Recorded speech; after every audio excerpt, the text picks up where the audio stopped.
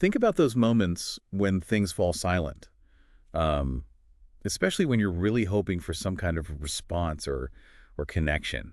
Yeah. It's almost instinctive, isn't it, to feel like something's maybe amiss. Right. Like the quiet itself is a bad sign. Exactly. Yeah. And it's a feeling that I think, well, it resonates with many when we think about our spiritual Yeah. lives, that sense of God maybe feeling distant, the heavens seeming quiet. Have you ever been there? Oh, absolutely. That feeling is uh, incredibly common. And it can be quite unsettling, can it? We're just so accustomed to a world filled with, well, constant noise and communication. Bumped and buzzed. Yeah.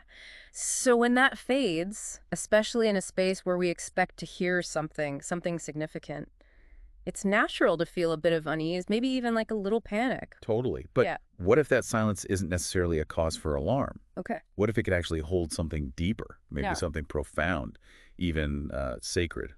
That's an interesting thought. That's the territory we're sort of exploring today. We're going to try and get into this idea that quiet doesn't automatically mean absence, particularly in our relationship with God. And it's so important, I think, to just acknowledge that those feelings of distance, they're real. They're valid. Absolutely. We're not here trying to dismiss them at all. No. Instead, it's more about considering if there's maybe another way to look at those quiet moments, perhaps to reframe what they might be telling us. Yeah, reframing. And our kind of guide for this comes from a really powerful ancient thought, Psalm 46, verse 10. Be still. It says, "Be still and know that I am God." Yeah. Just take a moment with that. It's powerful. It's not a call to be loud or demand answers, right? No, not at all. It's this gentle invitation to stillness. And in that stillness, to know. To know. That's key. So what does it really mean to trust and understand God's nearness, even when we're navigating that silence or that feeling of him being far away? That's our focus today. Right. Let's really unpack this idea of silence then.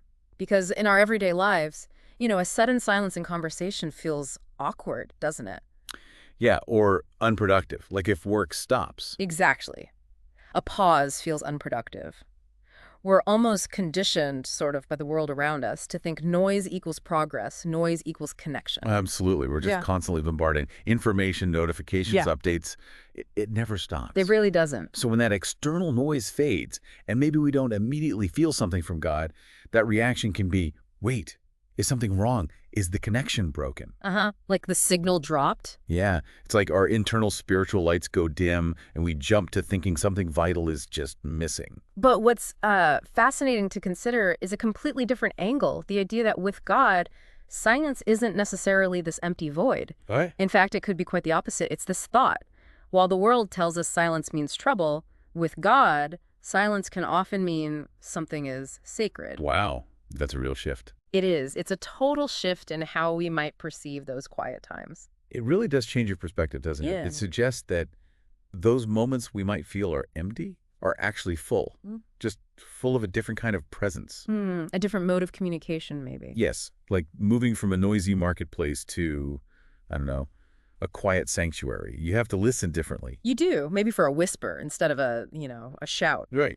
And that leads us directly back to Psalm 46.10. It's not just saying stop talking. No. It's inviting us into a different kind of engagement with God, a deeper way of relating. It's an invitation to know him. And that word know, it just carries so much more weight than simply feel, doesn't it? Oh, definitely. Our feelings can be so changeable, so dependent on circumstances. It's fickle. Yeah. This knowing feels much more grounded, more enduring. Precisely. When God feels distant, the encouragement here is to look beyond those feelings. It's not about trying to, manufacture closeness or desperately hunt for signs. Instead, it's about resting in the fundamental truth of who God is. Like we're considering, when God feels distant, it doesn't mean he's forgotten you. Okay. It means he's asking you to be still and know, not feel, not guess, not panic, but know that he is still God. He is still working. And he is still with you. So that feeling of distance, Yeah. it isn't necessarily reflecting God's actual activity or, lack of activity. It's maybe more about our own posture. Yeah. Our ability to perceive his work in the stillness. Yes. Because I think sometimes we expect God's involvement to be really obvious, very dramatic, undeniably present. That's such a crucial point. It's easy to fall into that trap, isn't it? Equating God's presence with immediate, tangible signs or answers delivered right when we want them. On our schedule. Exactly. But the reality, as we're sort of exploring here, is that God is still working even when we don't readily see it or hear it. Okay. It's about recognizing that his activity isn't always loud and obvious. It's like thinking about the roots of a huge tree, Yeah. all that intricate stuff happening underground. Yeah, unseen. Unseen growth, strengthening, it's all happening beneath the surface, supporting the whole thing. We don't always see it, but it's constantly working. That's a great analogy. And God's ways of operating often differ so much from our expectations. Right. His work can be incredibly subtle, maybe deeply internal, Yeah. influencing our hearts, our circumstances, in ways we might not get right away. Might not recognize for ages. Exactly. To really bring this home, there are these powerful real-life stories. Consider a woman in Brazil. This was in 2025. Okay. For years, she had poured her heart out, praying for reconciliation with her daughter, who she was estranged from. Wow, years. That's You- dedication. You can only imagine the emotional toll, right? That constant longing for healing in that relationship. For sure. Years of praying like that shows such deep hope. But the lack of resolution, the silence in that specific situation must have felt incredibly heavy sometimes. Oh, I'm sure. And then she described this profound shift. Yeah. But it wasn't like a sudden dramatic answer or a clear sign about her daughter. What was it then? Instead, she simply said, her words were, "He didn't speak loud," she said. "He just gave me stillness that I'd never known." Stillness. Wow. Just stillness. And what's so significant about that is this deep inner peace. This stillness she felt came from God.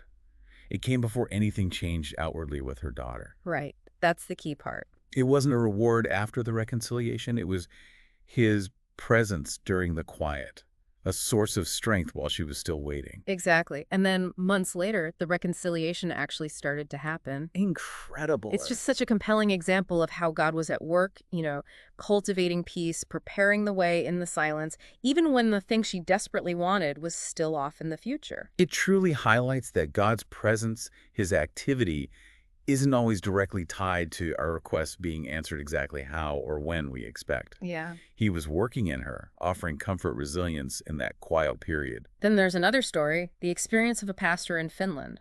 This was some years before 2025. Look at Finland.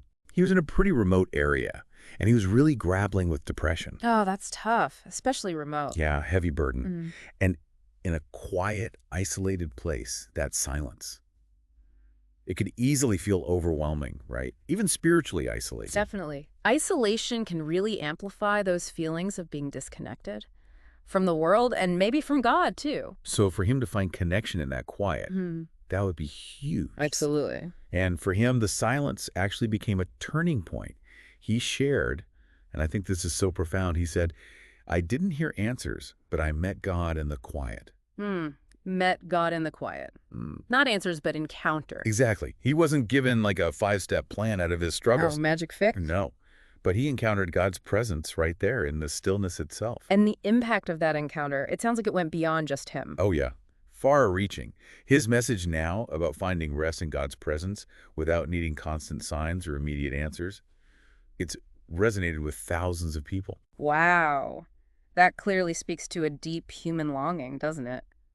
For a connection that isn't always loud or flashy. It really does. It just emphasizes that encountering God isn't always about getting specific instructions or seeing dramatic things happen. Right. Sometimes it's simply about being present in the quiet Yeah. and recognizing his nearness in a different way, a way that goes beyond needing constant external proof. And these two stories, they're quite different. The woman in Brazil, the pastor in Finland, but they both point towards this central truth, I think. That God's presence isn't dependent on us hearing a clear voice or seeing a specific sign all the time. Okay. It's a constant reality. And often it can be most deeply felt, most perceived, when we manage to quiet down all the noise, internal and external, that usually surrounds us. Which brings us back to a really important understanding, maybe the core of it all. God may be silent, but that doesn't mean he is absent. Never absent. And it's often right there in that stillness, in those moments we might first interpret as distance. That's where profound truths and experiences of God can actually surface. Yes. Stillness has a way of revealing what words just can't. It's about adjusting our expectations, maybe. How we think God communicates and interacts with us. Learning to listen differently. Learning to listen with more than just our ears, maybe, and see with more than just our eyes. Yeah. It's about trusting that even in the quiet, there is a deep and active presence at work. Always. So as we kind of circle back to that initial feeling we talked about, that sense of unease when things go quiet, when God feels distant, perhaps this offers a new lens, a different way to see it. How so? Maybe that feeling isn't a sign of abandonment after all, but maybe it's an invitation. An invitation, I like that. An invitation to do exactly what Psalm 46.10 encourages, to just be still. To embrace that quiet. Not with anxiety or feeling like something's missing, But with trust. but with a posture of expectant trust. Yeah. To have faith that even when you don't get that immediate sensory feedback, God is still there, still active, still present in your life. And that leads us to a really personal question, one for you, the listener, to maybe sit with. Okay. Where in your life right now do you sense a distance from God? Is there an area? And how might he be inviting you to trust him in the stillness of that situation? It's often right there, isn't it, in those very places where we feel a separation, that the invitation to a deeper knowing actually exists. It's not about filling the silence with our own noise, our worries, or demands, but about creating space where we can recognize a presence that goes beyond our immediate words or feelings. Yeah. Ultimately, even in the deepest silence, there could be this profound, meaningful connection. A true connection. A knowing that transcends what we can see or hear right now. We really hope this deep dive has encouraged you to maybe explore that possibility in your own life, to discover that sacred space within the quiet.